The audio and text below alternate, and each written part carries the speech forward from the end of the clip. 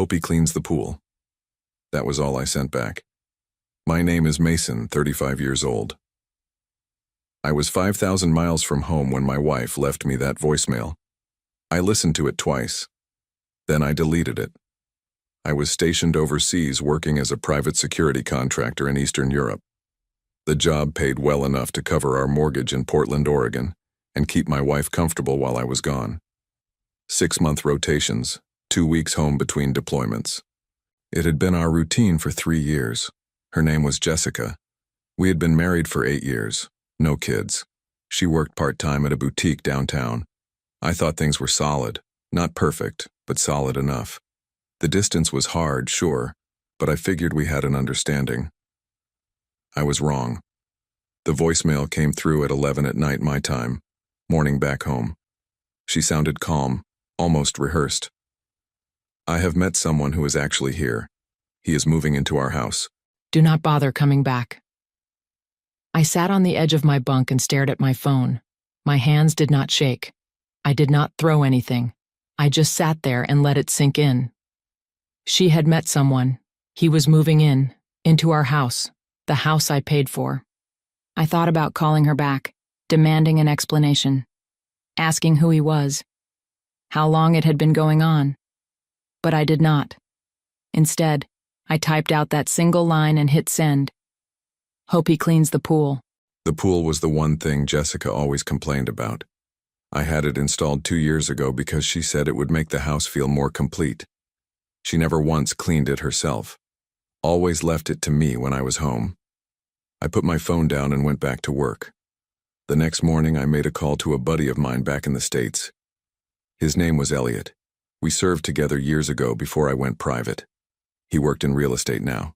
I asked him to swing by my house, just to see what was happening. He said he would. 3 days later, Elliot called me back. There is a guy living there. Saw him pull into your driveway in a new truck. Jessica was with him. They were laughing. I thanked him and hung up. That was when I knew. This was not some impulsive mistake. She had planned this, and she thought I was too far away to do anything about it. Jessica and I met in college. She was studying marketing. I was doing criminal justice. We got married young, maybe too young. But I loved her, or at least I thought I did. I joined the military right out of school, did 4 years active duty. Then I transitioned to contract work because the money was better. Jessica supported it at first, said she understood. But over time, the complaints started. I was never home. I missed holidays. I was not there when she needed me. I tried to make it work, sent money, called when I could, brought her gifts every time I came back. But it was never enough. She wanted me there. And I was not. Still, I never thought she would do this. The house was in both our names. We bought it 6 years ago, a 3-bedroom ranch on the edge of the city. Nothing fancy, but it was ours. Or so I thought. Jessica had access to everything, joint bank accounts, shared credit cards. I trusted her. I had no reason not to. Now I was starting to wonder what else I had missed. I called Elliot again, asked him to do some digging, find out who this guy was. Elliot came through. His name was Troy, mid-30s, worked in sales. They met at a coffee shop near her boutique. He had been around for at least 4 months, maybe longer. 4 months. That meant she had been seeing him while I was still coming home between rotations, while I was still sleeping in our bed. I thought about the last time I was home, 2 months ago. She had seemed distant, distracted. I chalked it up to stress. She said work was busy. I believed her. I should have known better. Elliot also told me something else. Troy had moved in the day after I left for this rotation. He had brought his furniture, his clothes. He was not just visiting. He was settling in. Jessica had not even waited a week. I sat with that for a while, tried to process it. Part of me wanted to fly home immediately, confront them both, kick him out. But I knew that would not work. I was under contract. I could not just leave. And even if I could, What would it accomplish? She had made her choice, so I decided to wait. I had 2 months left on this rotation, 2 months to figure out my next move, and I already had an idea. The idea came to me in the middle of the night. I was lying in my bunk, staring at the ceiling, when it clicked. The house. Jessica thought she could just take it, move her lover in, live there like I did not exist. But she forgot one thing. I was the only one making the mortgage payments. I pulled out my laptop and logged into our bank account. Sure enough, the payments were still coming out of my account, every month on time. She had not contributed a dime in over a year. Not since she cut back her hours at the boutique. I checked the deed. Both our names were on it. But the mortgage was solely my responsibility. I was the primary borrower. She was just listed as a co-owner. That gave me leverage. I spent the next few days researching, talking to a lawyer back home through encrypted emails. His name was Nathan. He specialized in divorce and property disputes. I explained the situation. He said I had options. One option was to stop making payments, let the house go into foreclosure, force her hand, but that would ruin my credit, and I was not willing to tank my own finances just to make a point. The other option was more direct. File for divorce, claim abandonment, request full ownership of the property as part of the settlement. It would take time, but it was doable. Nathan also suggested something else. Before you file, document everything. Prove she moved someone else in without your consent. That will work in your favor. I liked that idea. I called Elliot again, asked him to take photos, get proof. He said he would handle it. A week later, he sent me a folder full of images. Troy's truck in the driveway, Jessica and Troy unloading groceries, the two of them sitting on the porch. My porch. I saved every single one. Then I did something else. I called the mortgage company, explained that I was deployed overseas, asked them to flag the account for any unauthorized changes. They said they would. I also updated my mailing address to a P.O. box I had set up through a forwarding service. Anything sent to the house would now come to me first. Jessica did not know it yet, but I was building a case. I thought about calling her, telling her what I was doing, but I decided against it. Let her think I was defeated. Let her think I had given up. She would find out soon enough. I sent one more message to Nathan. File the papers. I want this done. He replied within an hour. On it. I leaned back in my chair and exhaled. For the first time in weeks, I felt something other than anger. I felt in control. Nathan filed the divorce papers 3 weeks later. He sent them to the house through certified mail. Jessica had to sign for them. I got the notification on my phone the same day. She called me an hour later. I did not answer. She left a voicemail.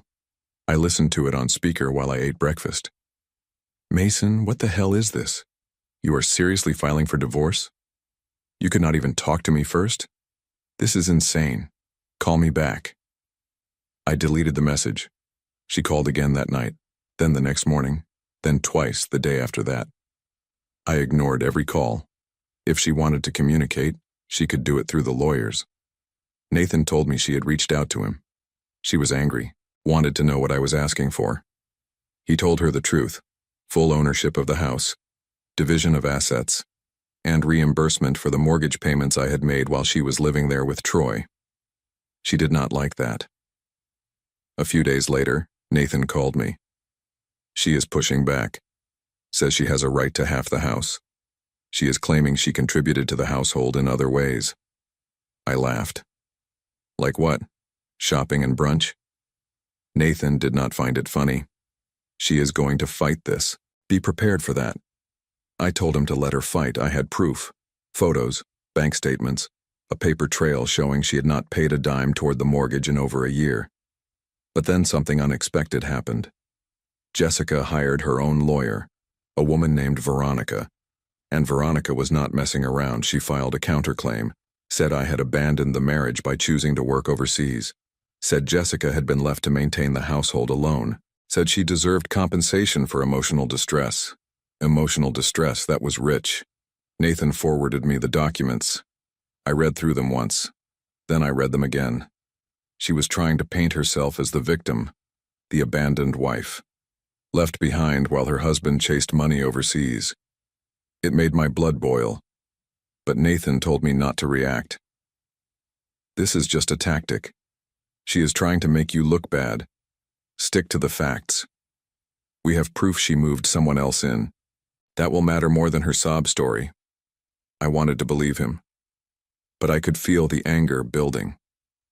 I had spent 3 years working my ass off to provide for her, and this was how she repaid me, by moving another man into my house and then claiming I abandoned her. I called Elliot, told him to keep an eye on things. He said he would. A week later, he sent me an update. Troy is still there, but something is off. I saw Jessica leaving the house alone a few times. She looked upset. I asked him what he meant. She was crying, got into her car and just sat there for a while, then she drove off. I did not know what to make of that. Maybe the reality of the situation was starting to hit her. Maybe she was realizing she had made a mistake. Or maybe Troy was not as great as she thought he was. Either way, I did not care. This was not about her anymore. It was about the house. And I was not backing down. Nathan scheduled a hearing for 2 months out. That gave me time to finish my rotation and fly home. I marked the date on my calendar, and I started counting down the days. I flew back to Portland on a Tuesday morning in late September. The flight was long, 15 hours with 2 layovers. I did not sleep, just sat there and thought about what I was going to say. Nathan picked me up from the airport. We drove straight to his office. He had everything laid out on his desk.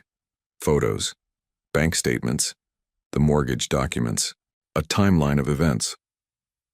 "This is solid," he said. "She does not have a leg to stand on, but Veronica is going to try to make this emotional. She is going to paint you as the absent husband. You need to stay calm." I nodded. I had spent the last 2 months preparing for this. I was not going to lose my cool now. The hearing was scheduled for the following week. That gave me time to settle in. I stayed at a hotel near downtown. I did not want to go anywhere near the house. Not yet, but I did drive by once, just to see. Troy's truck was in the driveway. The lawn needed mowing. The pool was covered, but I could see algae creeping up the edges. Jessica had not bothered to maintain it. I sat in my rental car across the street and stared at the house for a while. It looked different, like it did not belong to me anymore, like someone else had claimed it. But it was still mine, and I was going to get it back. A few days later, Nathan called me. "We have a problem." I asked him what kind of problem. "Veronica is trying to delay the hearing. She is saying Jessica needs more time to gather evidence. She is stalling." I told him not to let her. Nathan said he would push back, but it was out of his hands.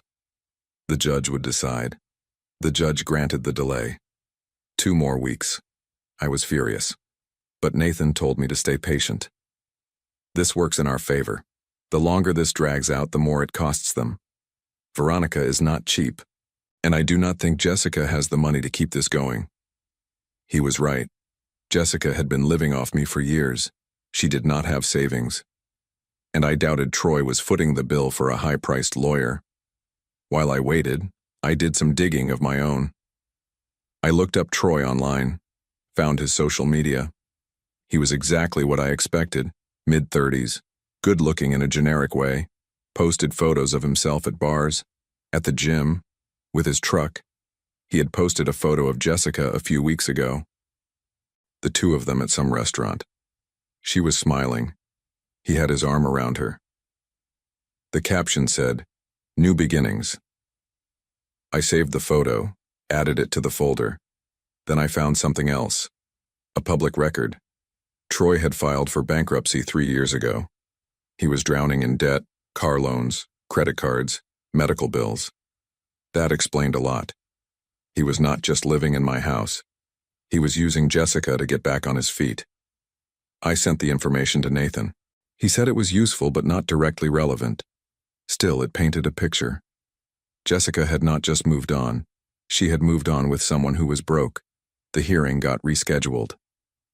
October 15th. I circled the date, and I waited. The hearing took place in a small courtroom downtown. I arrived early. Nathan met me outside. He was carrying a thick folder. "Ready?" he asked. I nodded. Jessica was already inside. She was sitting at the other table with Veronica. Troy was not there. That surprised me. I thought he would show up. But maybe Veronica told him to stay away. Jessica looked different. Thinner. Her hair was shorter. She did not look at me when I walked in. The judge entered. A woman in her 50s. She looked tired, like she had been through this 100 times before. Veronica went first. She laid out Jessica's case, said I had been emotionally absent, said I had chosen work over my marriage, said Jessica had been forced to make difficult decisions because I had abandoned her. It was all nonsense. But she delivered it well. I could see the judge listening carefully. Then it was Nathan's turn. He started with the facts, the mortgage payments, the bank statements showing I was the sole contributor, the photos of Troy moving in, the timeline proving Jessica had started seeing him while I was still coming home between rotations. He did not raise his voice.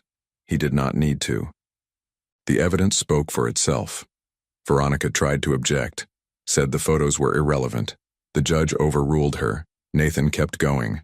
He showed the certified mail receipt, proved I had notified Jessica of the divorce filing, proved she had signed for it, proved she had been given ample opportunity to respond. Then he brought up Troy's bankruptcy, said it was relevant because it showed Jessica had moved someone into the house who was financially unstable, someone who could not contribute to the mortgage. Veronica stood up. "Your Honor, this is character assassination. Troy's financial situation has nothing to do with the division of marital assets." The judge looked at Nathan. "Counselor?" Nathan stayed calm. "Your Honor, it goes to intent. The respondent moved another person into the marital home without the petitioner's consent. That person is financially insolvent. It raises questions about whether the respondent acted in good faith." The judge nodded. "I will allow it." Veronica sat down. I could see Jessica shifting in her seat. She looked uncomfortable. Nathan finished his presentation. Then the judge asked Jessica if she wanted to speak. She stood up, cleared her throat. "I just want to say that I never meant for things to go this way. I was lonely. Mason was never home. I made a mistake. But I do not think I should lose everything because of it." Her voice cracked at the end. I could not tell if it was genuine or an act. The judge looked at her for a moment. Then she looked at me. "Mr. Mason, do you have anything to say?" Nathan started to stand, but I waved him off. I stood up on my own. "I worked overseas to provide for us. I made sacrifices. I trusted her. She repaid that trust by moving another man into our home. I'm not asking for anything unreasonable. I just want what is mine." I sat down. The judge nodded. She reviewed the documents for a few minutes. Then she made her ruling. "The house goes to Mr. Mason. Mrs. Jessica has 30 days to vacate. All mortgage payments made by Mr. Mason during the separation will be reimbursed from the division of remaining assets." I exhaled. Nathan leaned over. "We won." Jessica did not move. She just sat there, staring at the table. The courtroom cleared quickly. Jessica and Veronica left without saying a word. I stayed behind with Nathan. He packed up his files and shook my hand. "You did good," he said. I thanked him, paid his final invoice. Then I walked out into the cool October air. I felt lighter, like a weight had been lifted. The house was mine, officially. No more joint ownership, no more shared accounts, just mine. I drove to the house that afternoon. Troy's truck was not in the driveway. Jessica's car was. I parked across the street and waited. An hour later, Jessica came out. She was carrying a box. She loaded it into her trunk. Then she went back inside. She made 3 more trips. Each time she carried something else. Clothes, kitchen items, personal things. She never looked in my direction. I do not think she knew I was there. On her last trip, she stopped. set the box down on the driveway, sat on the steps, covered her face with her hands. I watched her cry. Part of me felt sorry for her, but only a small part. She had made her choice. Now she was living with it. After a few minutes, she stood up, wiped her face, loaded the last box into her car. Then she got in and drove away. I waited until she was out of sight. Then I walked up to the house, used my key, opened the door. The place smelled different, like someone else had been living there, which they had. I walked through each room. The furniture was mostly mine, but there were small changes. A different couch in the living room, new curtains, a different set of dishes in the kitchen. I spent the rest of the day cleaning, throwing out anything that did not belong. Jessica moved out 3 weeks later. She took everything she could, the couch, the dishes, even the shower curtain. I did not care. I replaced it all. Troy left with her. Elliot confirmed it. He saw them loading a moving truck one afternoon. They drove off together. I never saw either of them again. I heard through a mutual friend that Jessica moved into an apartment on the other side of town. Small. 1 bedroom. She had gone back to working full-time at the boutique. Troy had moved in with her. But from what I heard, things were not going well. He was still broke, still drowning in debt. And now he was dragging her down with him. I felt no satisfaction in that, just relief. Relief that I was done with it, done with her. Jessica eventually lost her job. The boutique closed down 6 months later. She tried to reach out to me once, left a voicemail asking if we could talk. I did not respond. There was nothing left to say. Troy disappeared from her life not long after that. I do not know where he went. I did not care enough to find out. I heard Jessica moved back in with her parents in Seattle. She had burned through what little money she had left. The reimbursement from the asset division did not last long, and without my income, she could not keep up. I stayed in the house, fixed the pool, mowed the lawn, made it mine again. I took a different job, local security work, no more deployments, no more long rotations. I wanted to be home, build something stable. The house felt different now. Quieter, but it was mine, and that was enough. I never remarried, maybe someday, but for now, I was content. Sometimes you have to walk away from everything just to find out what is really yours.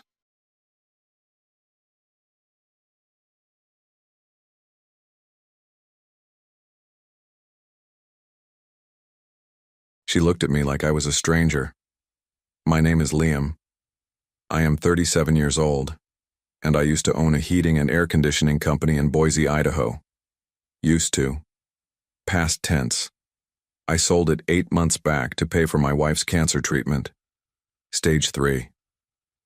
The doctors said experimental therapy was her only shot, and insurance would not cover it. So I signed the papers, took the check, and handed it all over. Every dollar I had built in 12 years went into keeping her alive. Claire recovered. The tumors shrank. The color came back to her face. I thought we had won. I thought we would rebuild together, just like I promised her during those long nights in the hospital when she could barely keep her eyes open. I told her we would start over, open something smaller, maybe a repair shop, just the two of us. She nodded. She smiled. I believed her. Then one morning, 3 weeks after her final scan came back clean, I walked into our bedroom and found her packing a suitcase. I asked her what she was doing. She did not look up, just kept folding clothes. I am leaving, she said. I stood there, trying to make sense of it. Leaving for where? A trip? Her sister's place? For good, she added, like she was clarifying the weather. I asked her why. She zipped the suitcase shut and finally turned to face me. Her expression was calm. Too calm. You are just a chapter, Liam. I am moving on. I did not yell. I did not grab her arm or beg. I just stood there while she walked past me, out the door and into a car I did not recognize. A man was driving, younger than me. I had never seen him before. She left without another word. I sold my business. I emptied my savings. I worked 70-hour weeks and skipped meals to make sure she had every treatment, every pill, every chance. And the moment she could breathe again, she walked out like I was nothing. I spent the next 2 weeks in that house alone, staring at the walls. My phone did not ring. My friends did not know what to say. I did not either. Then, on a Thursday afternoon, someone knocked on my door. I opened it to find a man in a suit holding a briefcase. He said his name was Julian, and he was an attorney. He asked if I had a few minutes to talk. I let him in. What he told me changed everything. I met Claire 9 years ago at a hardware suppliers conference in Salt Lake City. She worked in sales for a company that made industrial thermostats. I was there looking for better deals on parts. We started talking at a lunch break, and by the end of the weekend I had her number. She was sharp, funny, the kind of woman who could walk into a room and make people pay attention without trying. I liked that about her. She was not soft or needy. She had her own life, her own money, her own plans. I thought that made us a good match. We got married 2 years later. Small ceremony, just family, no big production. She moved into my place outside Boise, and for a while, everything worked. She kept her job. I ran my business. We did not fight much. We did not talk much either, but I figured that was normal. People get comfortable. When she got diagnosed, I dropped everything. The doctors laid out the options, and none of them were cheap. Insurance covered the basics, but the treatment that might actually save her, that was out of pocket. $180,000. I did not have that kind of cash lying around, so I sold the company. A competitor had been sniffing around for years, and when I told him I needed to close fast, he made an offer. It was not great, but it was enough. Claire cried when I told her. She said I did not have to do that. I told her I did. She went through 6 months of treatment. I drove her to every appointment, sat in every waiting room, held her hand through every scan. She got weaker before she got stronger, but she pulled through. The doctors called it a miracle. I called it worth it. After her final appointment, we came home and sat on the couch together. She rested her head on my shoulder and said, "Thank you." I told her we would figure out the rest. Start small. Build back up. She did not say anything. I thought she was just tired. Looking back, I should have noticed the distance. The way she stopped asking about my day.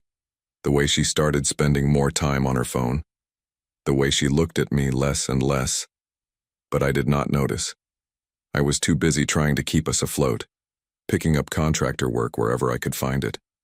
Then she packed that suitcase, and I realized I had been alone for months.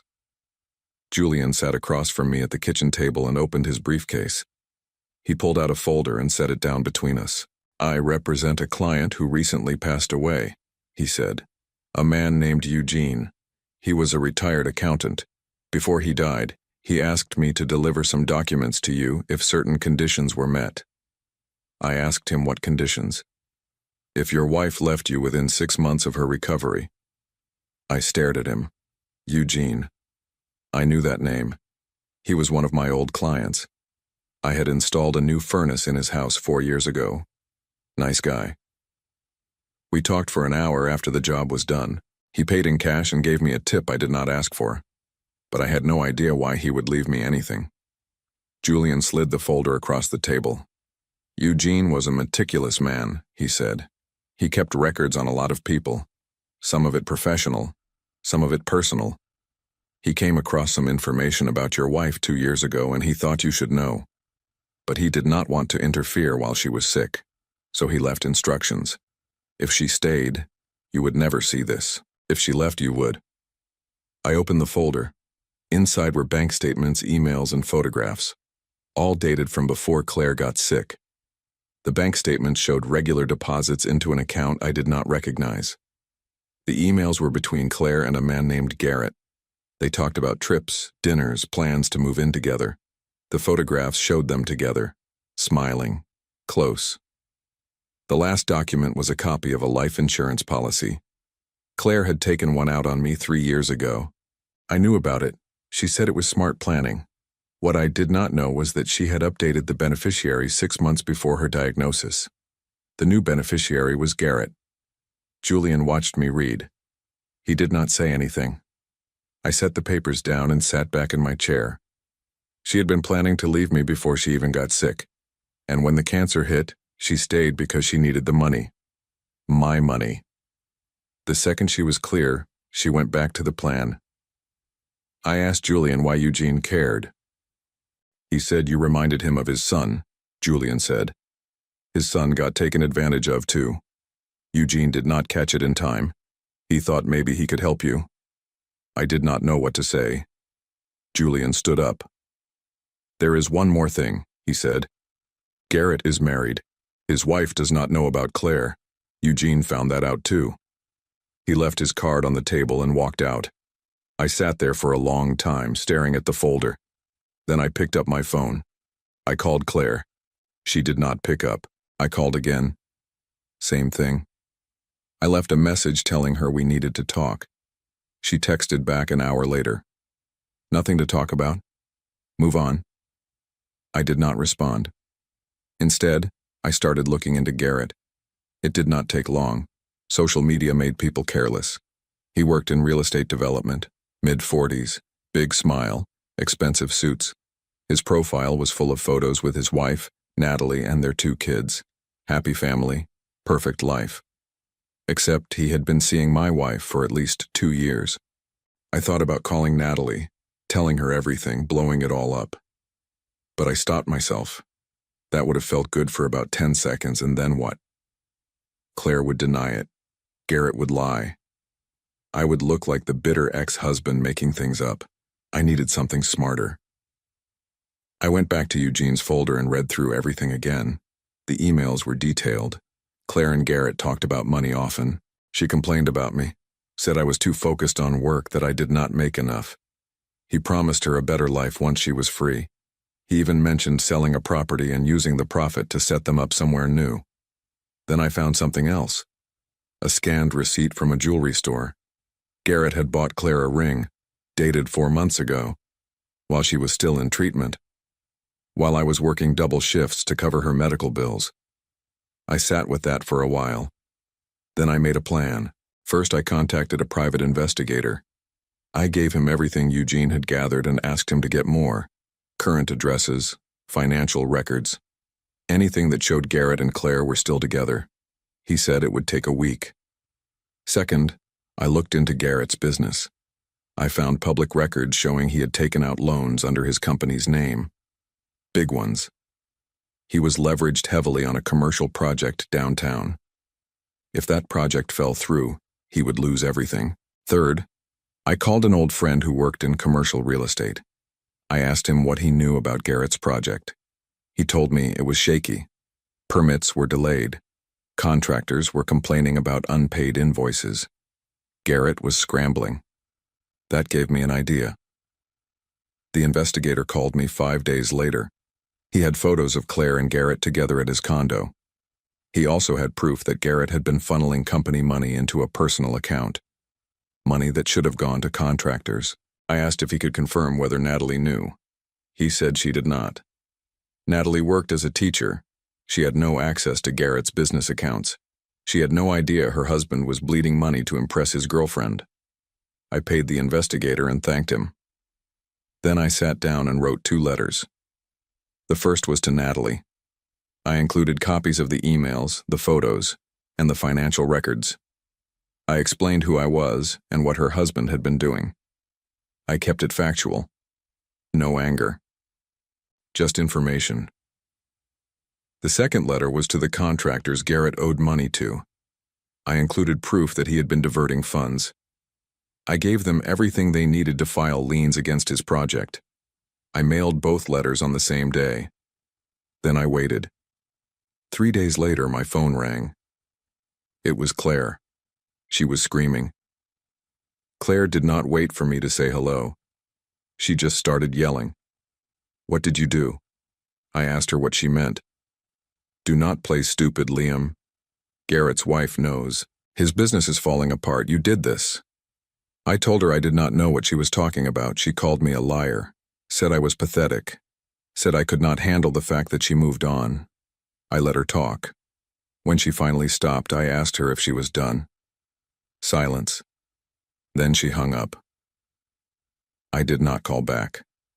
Instead, I drove into town and parked across the street from Garrett's office. I wanted to see it for myself. The building was nice. Glass front. Modern. But there was a notice taped to the door. Leanne filed. Work halted pending resolution. I sat there for 20 minutes. Then Garrett walked out. He looked like he had not slept. His tie was loose. His jacket was wrinkled. He got into his car and just sat there gripping the steering wheel. I almost felt bad for him. Almost. 2 weeks went by. I did not hear from Claire. I did not hear from Garrett. But I kept tabs through the investigator. He told me Natalie had filed for divorce. She took the kids and moved in with her parents. Garrett tried to fight it, but the evidence was overwhelming. He had no defense. The contractors moved forward with their liens. Garrett's project was frozen. His investors pulled out. His company went under within a month. I heard through my real estate friend that Garrett was trying to sell his condo to cover debts. But the market was slow, and he owed more than it was worth. Claire, meanwhile, had gone quiet. No social media posts, no updates. I did not know where she was staying, and I did not care enough to find out. Then, one afternoon, I got a call from Julian. "I thought you should know," he said. "Claire filed for divorce." I told him I figured she would. "She is also trying to claim spousal support," he added. "Says you owe her for emotional distress." I laughed. I could not help it. Julian did not laugh. "She is serious, Liam. She has a lawyer. They are arguing that you manipulated her into staying with you during her illness." I asked him if that would work. "Not with what Eugene left you," he said. "But she is going to try." I told him to do whatever he needed to do. Julian said he would handle it. Then he paused. "There is something else." Garrett reached out to Claire, told her he could not help her anymore. She is on her own. I asked how he knew that. "The investigator is good at his job," Julian said. I thanked him and hung up. That night, I sat on my porch with a beer and looked out at the dark. I thought about the last 8 months, the business I sold, the promises I kept, the woman who walked away the second she did not need me anymore. I did not feel angry. I did not feel sad. I just felt done. The divorce would go through. Claire would get nothing. Garrett would spend the next few years digging himself out of debt, and I would move on. For the first time in a long time, I felt like I could breathe. The divorce hearing was scheduled for early March. Julian told me not to worry. He had everything we needed: Eugene's documents, the investigator's reports, bank records showing Claire had access to funds she never disclosed, emails proving she had planned to leave long before she got sick. Claire showed up with her lawyer, a woman named Veronica who wore too much perfume and talked too fast. She tried to paint me as controlling, manipulative, emotionally abusive. She said I had isolated Claire during her illness, that I had used her vulnerability to keep her dependent on me. Julian did not interrupt.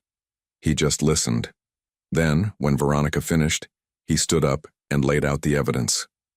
The emails between Claire and Garrett, the life insurance policy she had changed without telling me, the bank account she had been hiding, the jewelry Garrett bought her while I was paying her medical bills. Veronica tried to object, said it was irrelevant. The judge disagreed. Claire sat there staring at the table. She did not look at me once. Julian kept going. He showed the timeline, showed that Claire had been planning to leave me before her diagnosis, showed that she only stayed because she needed my money. He made it clear that I had acted in good faith, that I had sacrificed everything to save her life, and that she had repaid me by walking out the moment she recovered. The judge asked Claire if she had anything to say. She did not. Veronica tried to salvage it, said Claire had been confused, emotionally fragile, that she had made mistakes but deserved a fair settlement. The judge was not buying it. He granted the divorce, no spousal support, no division of assets.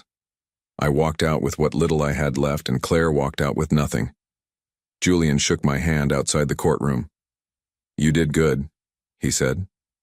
I told him Eugene did good. He smiled. He would have liked that. I drove home and sat in my driveway for a while. The house felt different, lighter. I had been carrying her weight for so long I forgot what it felt like to stand on my own. I sold the house a month later, did not need it anymore. Too many bad memories. I took the money and moved into a smaller place closer to town. Started picking up more contractor work. Word got around that I was reliable, and the jobs kept coming. One afternoon, I ran into an old supplier I used to work with. He asked if I ever thought about starting another business. I told him maybe. Someday. When I was ready. He said he knew a few guys looking for a partner. Someone who knew the trade. Someone they could trust. I told him I would think about it. Spring came. The snow melted. The days got longer. I started feeling like myself again. I heard through a mutual acquaintance that Claire had moved back in with her parents. Garrett had filed for bankruptcy. His wife took everything in the divorce. He was working as a property manager now, renting apartments in the same buildings he used to develop. I did not take any pleasure in that. I just noted it and moved on. One evening, I was sitting on my porch when my phone buzzed. A text from Julian. Eugene would have been proud. I looked at the message for a while. Then I typed back, "Thank you." I set the phone down and watched the sun drop behind the hills. 6 months after the divorce, I got a call from my old supplier friend. He said the partnership offer was still on the table if I was interested. I thought about it for a day, then called him back and said yes. We opened a small HVAC company in Boise. 3 of us, equal shares, no investors, no loans, just clean, honest work. We kept it simple: residential and commercial repairs, new installs, maintenance contracts. Within 6 months, we were booked solid. I ran into Veronica, Claire's lawyer, at a coffee shop one morning. She recognized me and looked like she wanted to turn around and leave. I did not say anything, just nodded and walked past her. Later that week, I heard that Claire had tried to get a job at her old company. They turned her down. Word had gotten around about what she did. People talk, especially in a city like Boise. Garrett, from what I heard, was still barely getting by. His ex-wife had full custody of the kids. He saw them every other weekend. He lived in a 1-bedroom apartment and drove a car that was 10 years old. I did not go looking for updates. People just told me, and every time they did, I felt nothing. No satisfaction, no bitterness, just distance. Claire reached out once, sent me an email asking if we could talk. I deleted it without reading past the first line. I did not owe her a conversation. I did not owe her anything. I focused on the business, on building something stable, something mine. I worked hard, kept my head down, and slowly started to feel like I had a future again. For the first time in years, I was not just surviving. I was living. A year after the divorce, I was doing well. The business was growing. We hired 2 more technicians and started taking on bigger commercial contracts. I was making more than I did before I sold my first company. Not by a lot, but enough.